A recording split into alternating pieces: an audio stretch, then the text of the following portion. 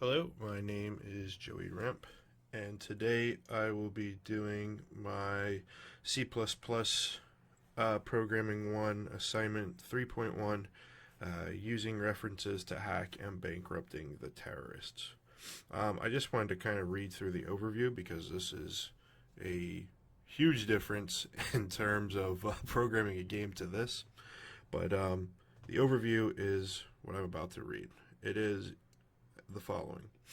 You are working for the CIA. There is a new group of terrorists that are operating in the U.S. Our agents have been monitoring them for a while now. This group does not have any immediate plans to strike. However, they have just completed selling cryptocurrency and have deposited the funds in the Bank of Terror. Our analysts,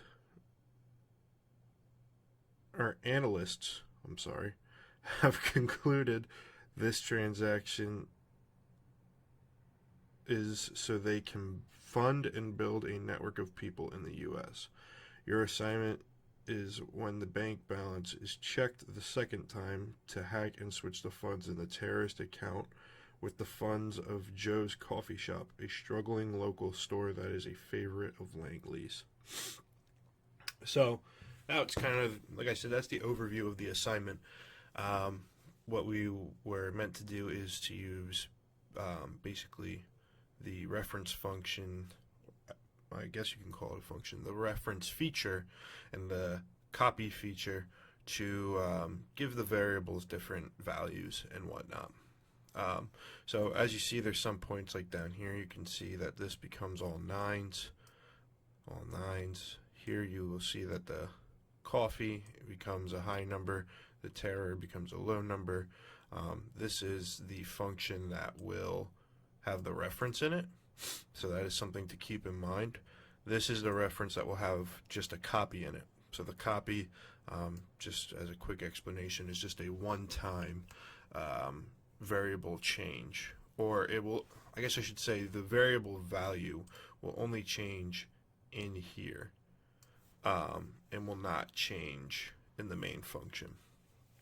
So when you see that this is such a high number and this is such a low number, just keep that in mind in the future as I go through the different options of this program. So let's run it. Full screen. So terrorist interruption. Welcome, agent. We have intercepted enemy intelligence that a terrorist group is looking to settle in America. They acquired their funds via cryptocurrency, and we now know they have deposited the fund in the Bank of Terror. Our mission is to transfer these funds to Joe's Coffee Shop, Langley's orders, not mine, and leave the coffee shop's debt with the terrorists. So, as we see, the terrorists' accrued funds are currently this big number, and the Joe's Coffee Shop funds are currently this small number. If you remember, when we looked at this, it is a completely different number. That is because it went through the int currency function and replaced the values to this for that one time. But as we continue through the program, it is still this value until I open this up and we have a go ahead to initiate the hack. Are you ready? So yes, I am ready. So initiating hack, a little bit of a waiting. Hack successful, now loading new account balances. The terrorist's balance is now negative 3621.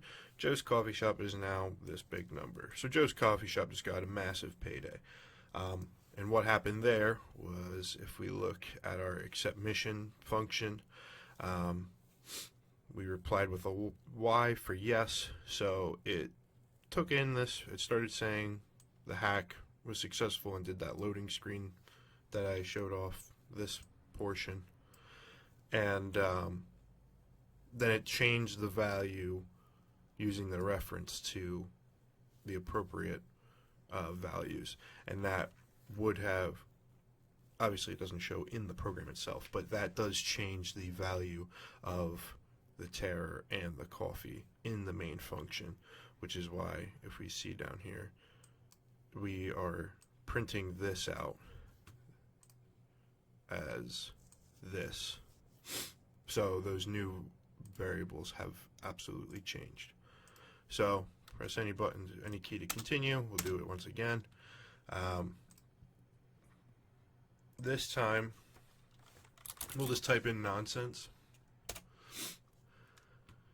That was not a proper choice. We lost our window. The terrorist got away with the cash, and the coffee shop has declared bankruptcy. The terrorist balance is now big number.